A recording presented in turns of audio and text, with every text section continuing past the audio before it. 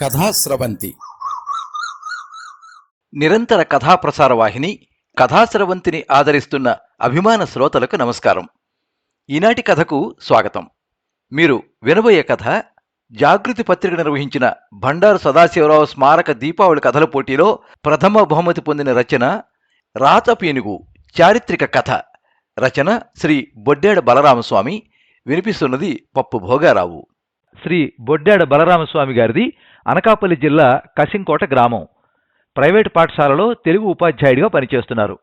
వీరిది వ్యవసాయ కుటుంబం. ఇప్పటి వరకు 30కి పైగా కథలు, కొన్ని కవితలు రాశారు. ఆకుపచ్చని చంద్రుడు నవల చితులలో ప్రచురితమైంది. సముద్రం కథకు 2017 సంవత్సరంలో స్వాతి మాసపత్రిక నుంచి అనిల్ అవార్డు అందుకున్నారు. అనకాపల్లి గౌరీ గ్రంథాలయం నిర్వహించిన కథల పోటీలో ఆడపిల్ల కథకు ద్వితీయ బహుమతి దక్కగా డాక్టర్ సి నారాయణ రెడ్డి గారి చేతుల మీదుగా అవార్డు అందుకున్నారు. కళింగ పౌరుషం చారిత్రక కథకు జాగృతి వారపత్రిక నుంచి ప్రోత్సాహక బహుమతి దక్కింది.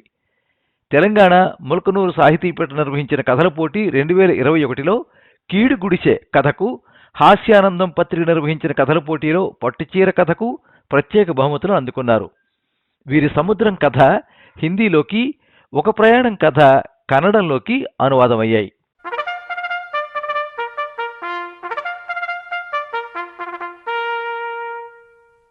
క్రీస్తు శకం 895వ సంవత్సరం.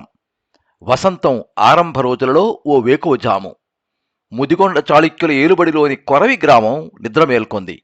ఆ గ్రామ శివారులోని యుద్ధ శిక్షణశాల యువ వీరులతో కోలాహలంగా ఉంది. వల్లనల్లుడు కర్రసాము, కత్తిసాము మల్ల యుద్ధంలో శిక్షణ పొందుతున్న వారికి మెళకువలు నేర్పుతూ క్షణం తీరిక లేకుండా ఉన్నాడు. అతడు ముదిగొండ చాళుక్య ప్రభువు, కుసుమాయుధుడు అంగరక్షక దళానికి నాయకుడు, ప్రభుభక్తి పరాయణుడు, గొప్ప యోధుడు. కొరవి చుట్టుపక్కల సరైన వైద్య సదుపాయం లేదని వైద్యాలయం నెలకొల్పి రోగులకు ఉచితంగా వైద్యం చేయిస్తున్నాడు. నిరుద్యోగ యువతకు సైన్యంలో ఉద్యోగాలు రావాలంటే యుద్ధ విద్యలు తెలిసి ఉండాలని శిక్షణశాలను నెలకొల్పాడు. తన జీతభత్యాలలో అధిక భాగం వీటి నిర్వహణకే ఖర్చు చేస్తున్నాడు. నల్లమల్లుడు కొరవిలో ఉన్నన్ని రోజులు వైద్యాలయం, శిక్షణశాలలోనే ఎక్కువగా గడుపుతూ వైద్యుడికి, శిక్షకుడికి సహాయకారిగా ఉంటాడు. ఆ పూటకి శిక్షణ పూర్తి చేసి ఓ పెద్ద దిగుడు బావిలోకి స్నానానికి దిగాడు నల్లమల్లుడు. బావిలో నీరు స్వచ్ఛంగా నిండుగా ఉంది. అతడికి జల వాయుస్తంభన విద్యలు తెలుసు. దాంతో బావి అడుగు భాగానికి వెళ్ళి పద్మాసనం వేసి కూర్చున్నాడు. అంతలో ఓ బుడతడు పరుగున వచ్చి బావిగట్టు మీద ఆయాసం తీర్చుకుంటూ బావిలోకి తొంగి చూశాడు. అడుగున పద్మాసనంలో తండ్రి కనిపించగానే చేసేది లేక కాళ్ళు బావిలోకి వేలాడేటట్టు గట్టు మీద కూర్చున్నాడు. కొన్ని ఘడియల తర్వాత నీటిపైకి తేలిన నల్లమల్లుడు గట్టిగా శ్వాస పీల్చి పైకి వదిలి చూశాడు. తన 7 ఏళ్ల కొడుకు కనిపించాడు. ఏమైంది వీరభద్ర? గాబరాగా అడిగాడు. ప్రభువులు నిన్ను ఉన్నపళంగా రమ్మని ఆజ్ఞాపించారట. వార్తాహరుడు కబురందించి పోయాడు. అమ్మ నిన్ను త్వరగా పిలుచుకు రమ్మంది చెప్పాడు వీరభద్రుడు. నల్లమల్లుడు గాబరా పడ్డాడు. ప్రభువుల ఆజ్ఞ వెనుక ఆంతర్యం ఏమై ఉంటుందని ఆలోచించాడు. కానీ సమాధానం దొరకలేదు. స్నానం అయిందనిపించి గట్టెక్కాడు గాబరాగా. అశ్వం ఎక్కి కొడుకును తన ముందు కూర్చోబెట్టుకున్నాడు.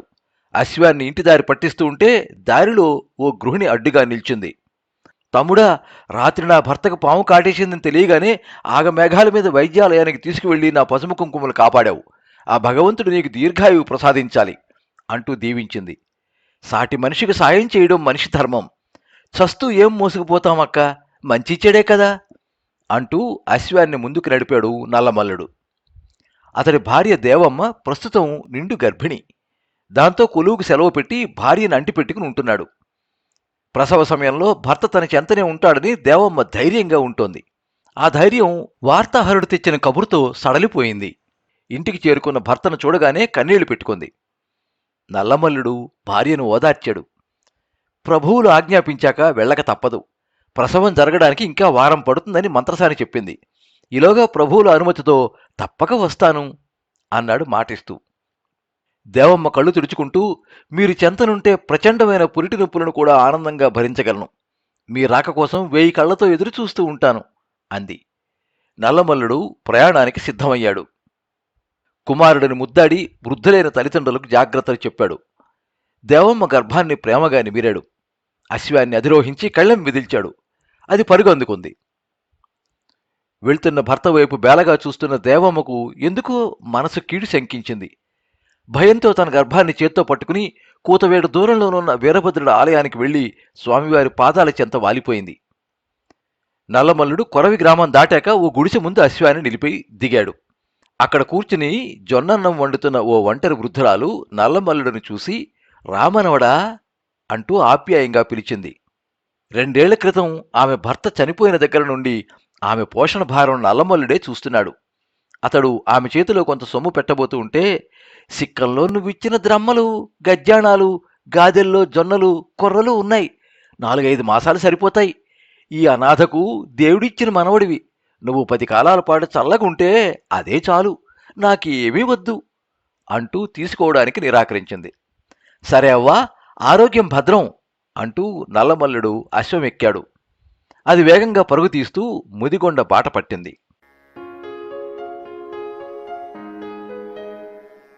మిట్ట మధ్యాహ్నం ఎండ చురచురలాడుతోంది. మైదాన ప్రాంతం గుండా 60,000 కాల్బలం, 10,000 అశ్వికి దళం, 600 గజదళం దుమ్ము రేపుతూ ముందుకు సాగుతోంది. విశ్రాంతి తర్వాత సూర్యోదయంతో తిరిగి మొదలైన ప్రయాణం ఆగకుండా సాగుతోందేమో. పదాతులు కాళ్ళు ఈడ్చుకుంటూ నీరసంగా నడుస్తున్నారు. అశ్వాలు సొంగలు కారుస్తూ చిన్నగా సకిలిస్తున్నాయి. ఏనుగులు సన్నగా ఘీంకరిస్తూ తమ అసహనాన్ని ప్రదర్శిస్తున్నాయి. బలిష్టమైన 4 అశ్వాలు పూంచిన రథంలో కెనుకగా కూర్చుని ఉన్నాడు రాష్ట్రకూట ప్రభువు 2వ కృష్ణుడు. అతడికి అభిముఖంగా మంత్రి గోవిందుడు ఆసీనుడైనాడు. చాళుక్య ప్రభువు కుసుమాయుధుడు జ్ఞప్తికొస్తే చాలు కుబుసం విడిచిన పాముల బుసల కొడుతున్నాడు కృష్ణుడు. అతడి కారణంగానే చేతికి చిక్కిన వేంగి రాజ్యం చేజారిందని కృష్ణుడి ఆక్రోశం. కొన్ని నెలల క్రితం వేంగిపై తాము చేసిన దండయాత్ర కళ్ల ముందు కదలాడింది. చాళుక్య ప్రభువు గుణగ విజయాదిత్యుని మరణానంతరం అతని సోదరుడి పెద్ద కుమారుడు మొదటి భీముడు అంతఃకలహాల మధ్య వేంగి రాజ్యానికి పట్టాభిషిక్తుడవుతున్నాడు. ఆ సమయంలో తన సేనతో మెరుపుదాడి చేశాడు కృష్ణుడు. ఆ హఠాత్ పరిణామానికి బిత్తరిపోయాడు భీముడు. వెంటనే తేరుకుని అందుబాటులో ఉన్న సేనలతో ఎదురుదాడికి దిగాడు. కానీ ఫలితం లేకపోయింది. కృష్ణుడికి సజీవంగా దొరికిపోయాడు. బలిష్టమైన మొసలి చిన్న జలాశయంలో బందీ అయినట్టు భీముడు భూగర్భ కారాగారంలో బంధితుడయ్యాడు. వేంగి తన వశమైనదనే ఆనందంలో మునిగి తేలుతున్న కృష్ణుడికి ఆ ఆనందం ఎంతోసేపు మిగల్లేదు. ఉరుములేని పిడుగులా వచ్చి పడింది ముదిగొండ సైన్యం. ఈసారి బిత్తరపోవడం కృష్ణుడి వంతైంది.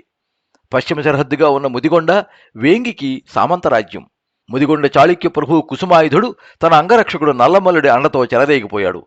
రాష్ట్రకూట సైన్యం చెల్లాచెదురైపోయింది. పలాయనం చిత్తగించింది. కుసుమాయుధుడు భీముడిని కారాగార విముక్తుడిని చేసి అతడి పట్టాభిషేకాన్ని నిర్విఘ్నంగా జరిపించాడు. రిక్తహస్తాలతో తమ రాజధానికి తిరిగొచ్చిన కృష్ణుడు అవమాన భారంతో కృంగిపోయాడు. కుసుమాయుధుడిని దెబ్బకి దెబ్బ తీస్తానని ప్రతినపూనాడు. సేనలను సమీకరించుకుని ప్రత్యేకమైన కఠోరమైన శిక్షణ ఇప్పించాడు.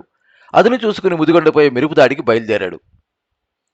కృష్ణుడు దీర్ఘాలోచనలు ఉండడం చూసి మంత్రి గోవిందుడు, ప్రభూ, తమరు నిశ్చింతగా ఉండండి.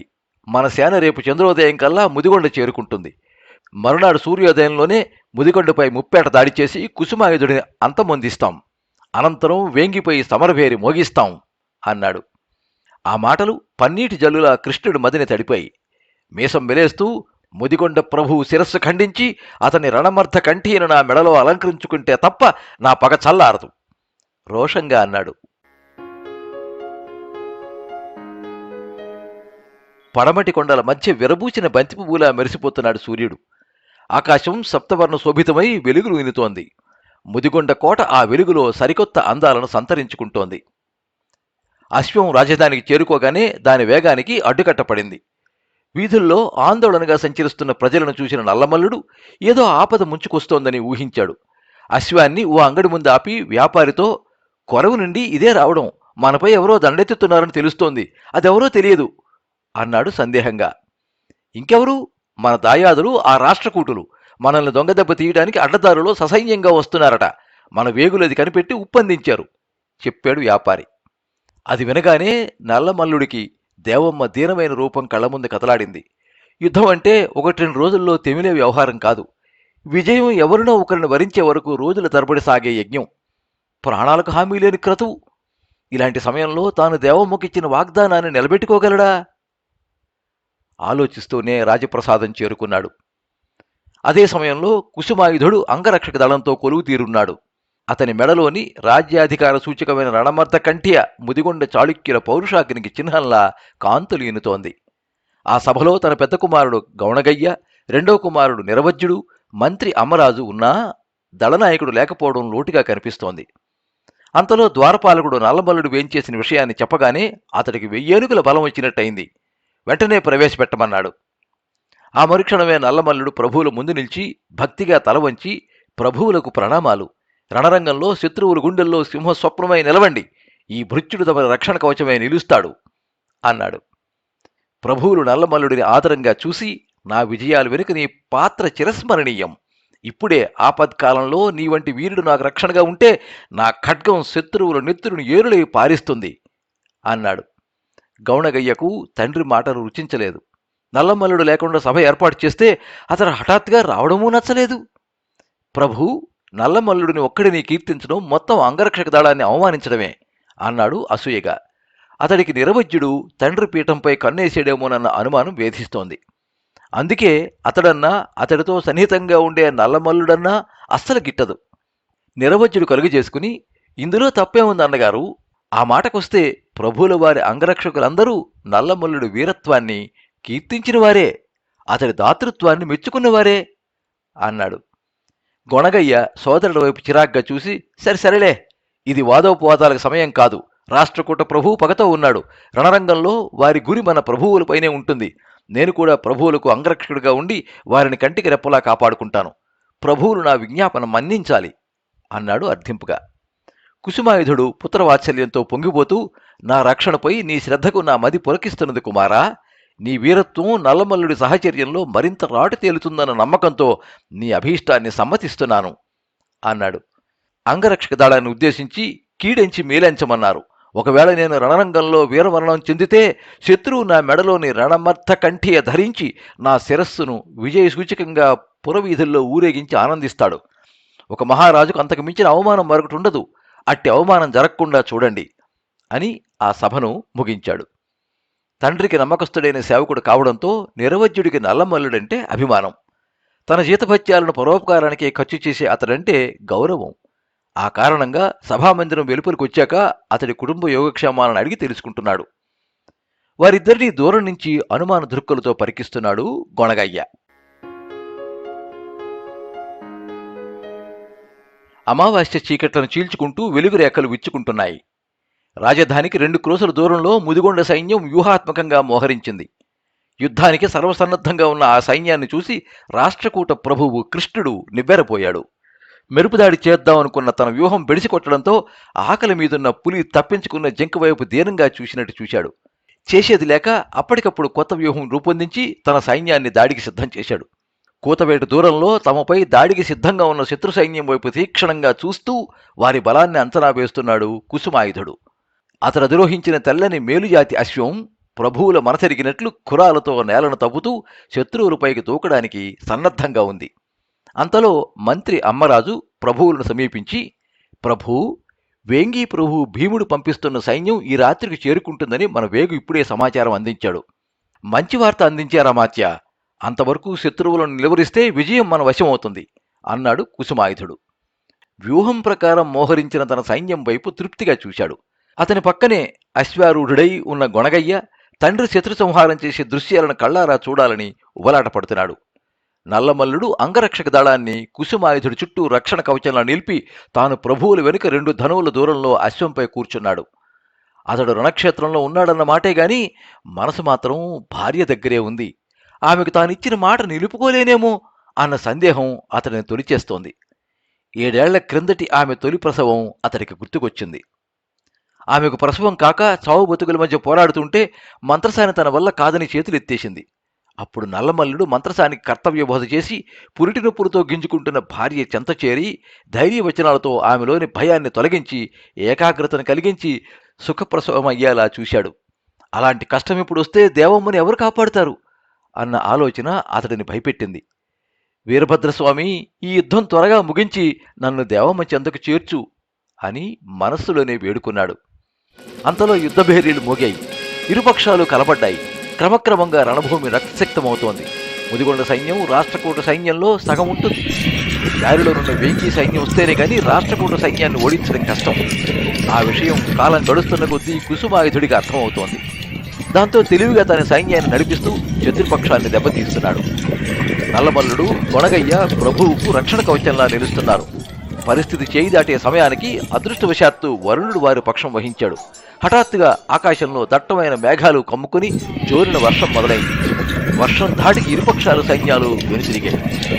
మొదటి రోజు యుద్ధం కుసుమాయుధుడికి ఆనందాన్ని, కృష్ణుడికి నిరాశను మిగులుస్తూ ముగిసింది.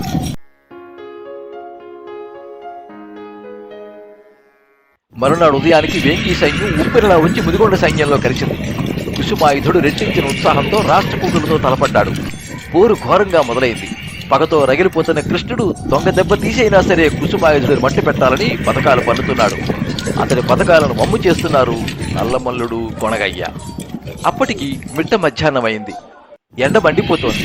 విరామం లేకుండా చిత్రసంహారం చేస్తున్న కుసుమాయుధుడు పూర్తిగా అలసిపోయాడు.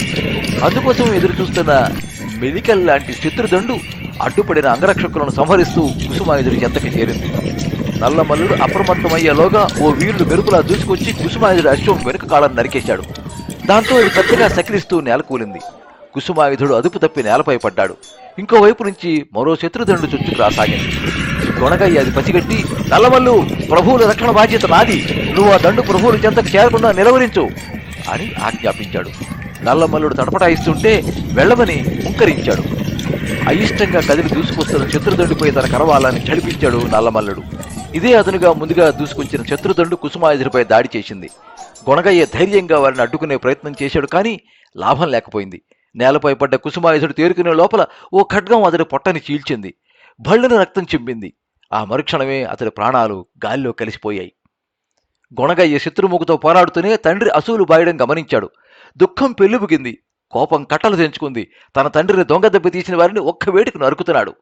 అంతలో కృష్ణుడికి కుసుమాయుధుడి మరణ వార్త తెలిసింది. తన వ్యూహం ఫలించినందుకు సంతోషించాడు. అతడి శిరస్సును తానే స్వయంగా ఖండించి పగ తీర్చుకోవాలనుకున్నాడు. అతడి మెడలోని రణమర్థ కంటియను ధరించి వైరిపక్షంలో భయాన్ని, విజయంపై అనుమానాన్ని రేకెత్తించి బలహీనపరచాలని పథకం పన్నాడు. వెనువెంటనే తన అంగరక్షకులను వెంటబెట్టుకుని అడ్డు వచ్చే శత్రుదళాలను ఊచకోత కోస్తూ బయలుదేరాడు. ఇంతలో శత్రుదండును చీల్చి చెండాడి వెనుదిరిగిన నల్లమల్లుడు ప్రభువులు విగతజీవిగా కనిపించడంతో కన్నీళ్లు పెట్టాడు. గొణగయ్యతో, యువరాజా, ఇదేనా ప్రభువులకు మీరిచ్చిన రక్షణ అంటూ నిష్ఠూరంగా పలికాడు.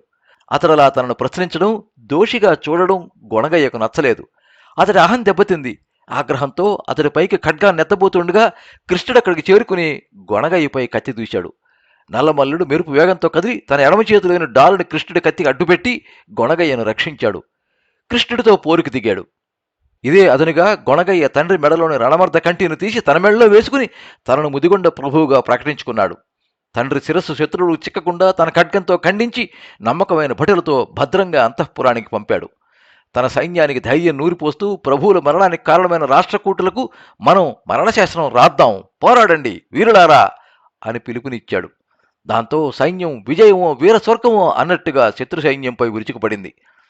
నల్లమల్లుడు కృష్ణుడితో వీరోచితంగా పోరాడుతున్నాడు. అతడికి గొణగయ్య జత కలిశాడు. వారి పోరాట పటిమకు మొదట కృష్ణుడి జంకాడు. కాలం గడుస్తున్న కొద్దీ అతని సైన్యమూ జంకింది. పొద్దుగుంకే వేళకు తోకముడిచి ముదిగొండ పొలిమేర దాటింది. ప్రభువులను బలి తీసుకుని యుద్ధం ముగిసింది. వారి మొండెం రాచమర్యాదలతో అంతఃపురానికి చేరింది. క్షతగాత్రులను వైద్యాలయాలకు తరలించారు. వీరమరణం పొందిన సైనికులను ఆ రాత్రంతా సామూహిక ఖననాలు చేశారు. ఆ తెల్లవారుజామున రక్తసిక్తమైన రణస్థలిని శుభ్రం చేస్తూ కుండపోతగా వర్షం కురిసి వెలిసింది.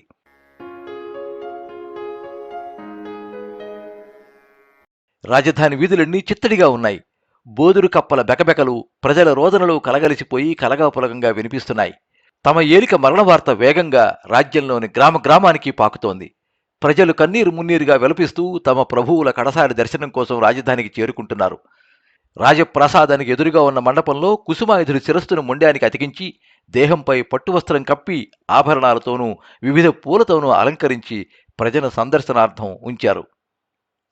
నల్లమల్లుడు మండపం చివరన విచారంగా నిల్చున్నాడు. ప్రభువుల పార్థివ దేహం వైపు స్వామిభక్తితో చూస్తూ వారి ప్రాణాలకు రక్షణ కల్పించలేనందుకు తనను తాను చీదరించుకున్నాడు. గొణగయ్య అనాలోచిత ఆజ్ఞకు తలగ్గడం తను చేసిన పెద్ద తప్పిదమని నిందించుకుంటూ, ప్రభు నన్ను మన్నించండి అంటూ కన్నీళ్లు కార్చాడు.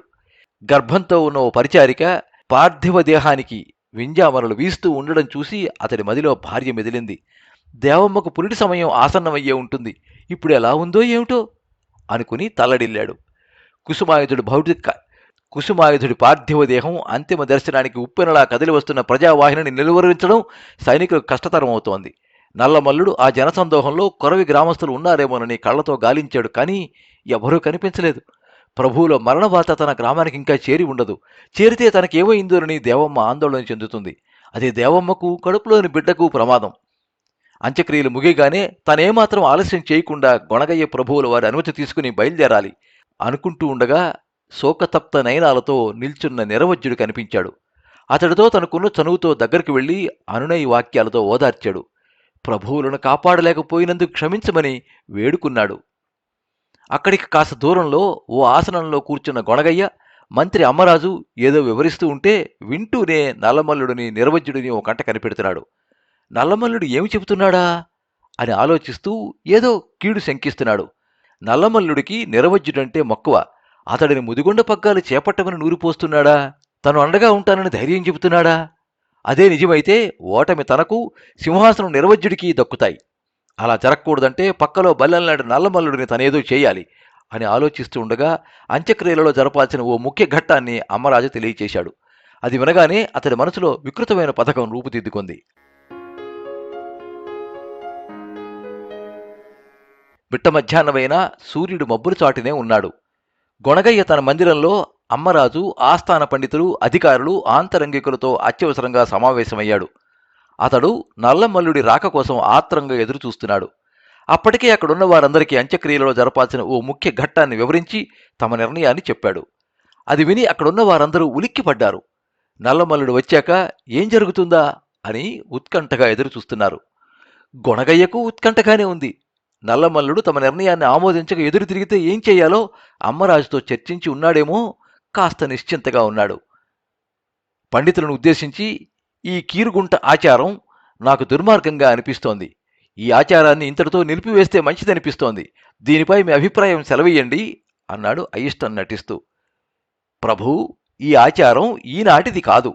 బాణరాజులు, వైదంబరాజులు, రేనాటి చోళుల కాలం నుంచి ఉన్నది. నిలిపేస్తే ప్రభువుల ఆత్మ క్షోభిస్తుంది. అమలుపరచాల్సిందే అన్నాడు ఓ పండితుడు. రాచపీనుకు తోడు లేనిదే పోదు అన్న సామెత పుట్టింది ఈ ఆచారం మూలంగానే. వదిలిపెడితే ప్రభువుల ఆత్మ స్వర్గానికి పోదు అన్నాడు మరో పండితుడు. తనకు కావలసిందే అదే కావడంతో లోలోన మురిసిపోయాడు గొణగయ్య. అంతలో నల్లమల్లుడు మందిరంలోకి ప్రవేశించి గొణగయ్యకు శిరస్సు వంచి నమస్కరించి, తక్షణమే రమ్మని కబురు చేశారు. ఆ రాష్ట్రకూటులు మళ్ళా తోకజాడిస్తున్నారా ప్రభూ అన్నాడు. గొణగయ్య నీళ్లు నమురుతూ అమ్మరాజు వైపు చూశాడు. అమ్మరాజు ఇబ్బందిగా ముఖం పెట్టి, అదేం కాదు నల్లమల్లు, మన ప్రభువుల అంత్యక్రియల విషయం నీతో చర్చించడం కోసం. నల్లమల్లుడు విస్మయంగా చూస్తూ, అమాత్యవర్య, ఆ విషయం ఏమిటో సెలవియండి అన్నాడు. అదే కీరుగుంట ఆచారం గురించి. ప్రభువులు, యువరాజులు వీరమరణం చెందితే వారిని ఖననం చేసేటప్పుడు ఒక సజీవుడును వారితో పాటు ఖననం చేయడం అనాదిగా వస్తున్న ఆచారం. ఈ విషయమై నీ అభిప్రాయం తీసుకుందామని. నల్లమల్లుడికి అంతా అయోమయంగా ఉంది.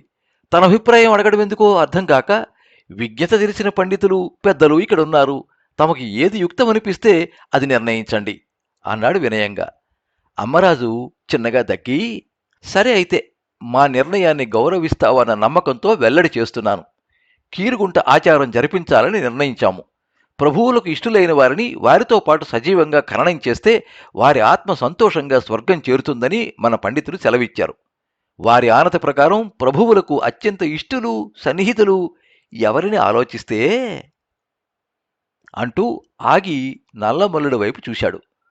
అతడు శాంతంగా వింటూ ఉండడం చూసి, ఆ వ్యక్తివి నువ్వేనని తేలింది. నువ్వు కీరుగుంట సంస్కారం పొందితే ప్రభువుల ఆత్మ తప్పక సంతోషిస్తుంది. ప్రభువులకు విధేయుడువైన నువ్వు ఈ నిర్ణయాన్ని సంతోషంగా అంగీకరించాలి అన్నాడు. అమ్మరాజు మాటలు పూర్తి కాగానే నల్లమల్లుడు కుప్పకూలిపోయాడు. ఊహించని ఆ పరిణామాన్ని ఎలా ఎదుర్కోవాలో అర్థం కాక తల్లడిల్లాడు. తన కుటుంబ సభ్యులు గుర్తుకొచ్చి కన్నీటి పర్యంతమయ్యాడు. దేవమ్మకు కాన్పు జరగ గింజుకుంటున్నట్టు, తన రాక కోసం ఎదురుచూస్తూ రోధిస్తున్నట్టు అనిపించింది. దేవమ్మ, నేనొస్తున్నాను, నిన్ను నా బిడ్డను రక్షించుకుంటాను అంటూ కలవరించాడు. అమ్మరాజు నల్లమల్లుడిని లేవదీసి, ఏ కుటుంబం గురించి చింతవద్దు, నీవి త్యాగం చేసినందుకు ప్రతిగా ప్రభువుల సంతతి నీకు నీ కుటుంబానికి కృతజ్ఞతగా ఉంటుంది. సమాధి దగ్గర నీ వీరగల్లు ప్రతిష్ఠిస్తుంది. నీ కుటుంబ పోషణకు లోటు లేకుండా కొంత మాన్యం రాసిచ్చి వారి సుఖజీవనానికి ఏర్పాట్లు చేస్తుంది. ప్రభువుల రుణం తీర్చుకునే అవకాశాన్ని కాదనక ఒప్పుకో నచ్చజెబుతూ అన్నాడు. నల్లమల్లుడు కన్నీళ్లు కారుస్తూ, నా సహధర్మచారిణి దేవమ్మ నిండు గర్భిణి, ఓ చిన్ని కుమారుడు, వృద్ధులైన తల్లిదండ్రులు ఉన్నారు. వారికి నా అవసరం ఉంది. నేనీ త్యాగం చేశానని తెలిస్తే ఆ మరుక్షణం వారెవరూ బతకరు. వారి చావుకు కారణమయ్యే త్యాగం నేను చేయలేను. మన్నించి నన్ను వదిలేయండి దీనంగా ప్రార్థించాడు. నిర్ణయం జరిగిపోయింది. దాన్ని పునఃసమీక్షించడానికి సమయం దాటిపోయింది. సూర్యాస్తమయంలోగా ప్రభువుల అంత్యక్రియలు ముగియాలి. కాబట్టి నీవు అంగీకరించక తప్పదు. కాదని మొండికేస్తే మరణదండను విధించక తప్పదు. నీ కుటుంబాన్ని అగచాట్లకు గురిచేయక తప్పదు. అంగీకరించి నీ కుటుంబానికి మేలు చేస్తావో, కాదని కీడే చేస్తావో నిర్ణయం నీదే హెచ్చరించాడు అమ్మరాజు. నల్లమల్లుడికి ఆగ్రహం కట్టలు తెంచుకుంది. వరలోని ఖడ్గాన్ని అందుకోబోయాడు. కానీ అంతలోనే తన కుటుంబం గుర్తొచ్చి ఆగాడు. తను ఎదురు తిరిగితే అది తన కుటుంబానికి శాపమవుతుందని కోపాన్ని తమాయించుకున్నాడు. తన వీరత్వాన్ని చూసి ఓరవలేక గొణగయ్య పన్నిన వ్యూహమని అతడికి అర్థమైంది. గొణగయ్య కుయుక్తికి తన సమితి కావడం తప్ప మరో మార్గం లేదని బోధపడింది. నిస్సహాయుడిగా కుప్పకూలిపోయాడు.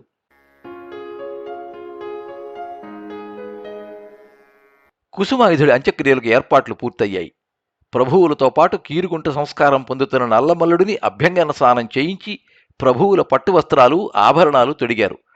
అతడిని ప్రభువువలె అలంకరించి రథంలో ప్రభువుల పార్థివ దేహం పక్కన ఆసనంలో కూర్చోబెట్టారు. అతడు జీవచ్ఛవంలా కూర్చున్నాడు. మనసు దేవమ్మ చుట్టూనే తిరుగుతోంది. మూగగా రోదిస్తోంది. కాసేపటికి ప్రభువుల అంత్యయాత్ర మొదలైంది. అంబారీలలో కూర్చుని రథం వెంట సాగుతున్నారు గొణగయ్య, నిరవధ్యుడు, వారి మరో 2 సోదరులు. ఓ వీరుడిని, ఓ మానవతావాదిని ఆచారం పేరుతో ఆయువు తీస్తున్నందుకు నిరవధ్యుడికి బాధగా ఉంది. అతడు ఆ ఆచారానికి అడ్డు చెప్పినా ఎవరూ అతడికి మద్దతుగా నిలవలేదు. దాంతో అతడు అశక్తుడయ్యాడు. వాయిద్యాల ఘోష విషాదంగా వినిపిస్తోంది. వేలాదిగా జనం రథం వెనుక అశ్రునయనాలతో నడుస్తున్నారు. ప్రభుత్వ అధికారులు, ప్రజలు తమ ప్రభువుల వీరమరణాన్ని, నల్లమల్లుడి త్యాగాన్ని కొనియాడుతున్నారు. ఎరడు మింగిన పాములా ఊరేగింపు నెమ్మదిగా కదులుతూ పొద్దుగుంకుతుండగా రాచరిక శ్మశాన వాటికకు చేరుకుంది. అక్కడ ఓ సమాధి పక్కన 2 శరీరాలు పట్టేంత గుంత తవ్వి ఉంది. అందులోకి ముందుగా కుసుమాయుధుడి శవాన్ని చేర్చి అనంతరం నల్లమల్లుడిని చేర్చారు. పూజారి అతడి ఒంటి మీదున్న ఆభరణాలను తీసి ఓ అధికారికి అందజేశాడు. నల్లమల్లుడిని పద్మాసన భంగిమలో కూర్చోబెట్టి ప్రభువుల శిరస్సును అతడు ఒళ్ళో పెట్టారు. ఇరువురు దేహాల మీద గంధపు పొడి జల్లి వీరతిలకం దిద్ది మెడలో పూలదండలు వేశారు. ప్రభువుల కుమారులతో అంతిమ సంస్కార పూజలు జరిపించి వారి చేత గుంతలో మట్టి వేయించారు. నల్లమల్లుడి పీడ విరగడవుతున్నందుకు గొణగయ్య సంతోషిస్తూ 2-3 దోచెళ్ల మట్టిని కసిగా అతడి మీద పోశాడు. నల్లమల్లుడు దేవమ్మను, కొడుకును, పుట్టబోయే బిడ్డను, తల్లిదండ్రులను తలుచుకున్నాడు. కులదైవం వీరభద్రస్వామిని ప్రార్థిస్తూ కళ్ళు మూసుకున్నాడు. అంతిమయాత్రలో పాల్గొనే జనం తలో పిడికుడు మట్టి వేసి గుంతను పూడ్చేటప్పటికీ చీకట్లు కమ్ముకున్నాయి.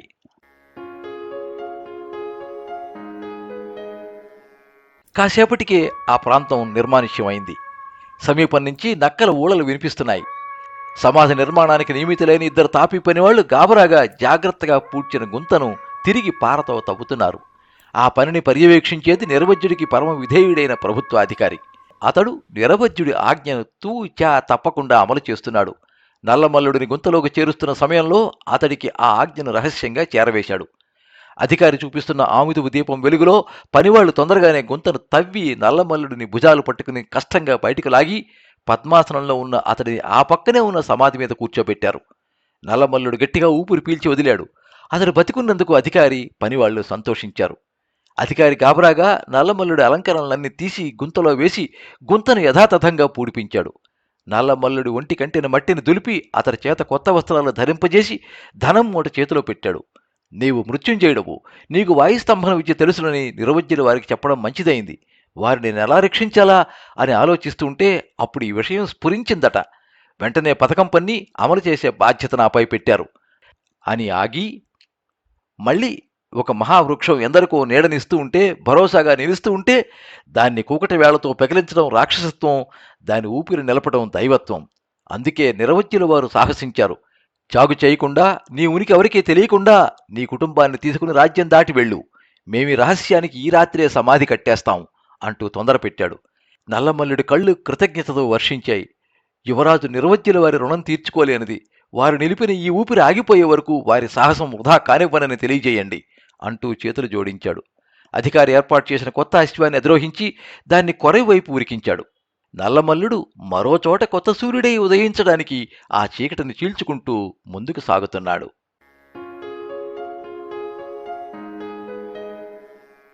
ఈ కథ కొరవి శాసనం ఆధారంగా రాసినది. నల్లమల్లుడి పాత్ర కల్పితం. రచయిత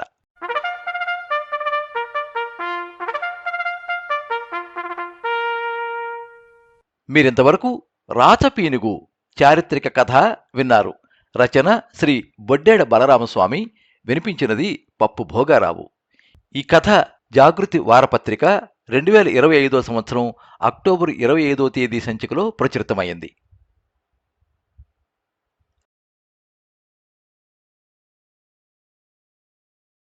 ఈ కథ మీద మీ అమూల్యమైన అభిప్రాయాన్ని కింద కామెంట్ బాక్స్లో రాయండి.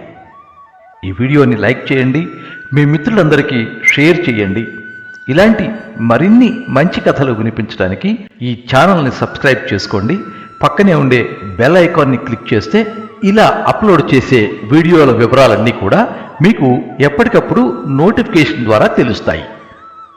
ఎప్పుడు మీ అభిమానాన్ని కోరుకునే పప్పు భోగారావు. సర్వే జనాః సుఖినో భవంతు. కథా స్రవంతి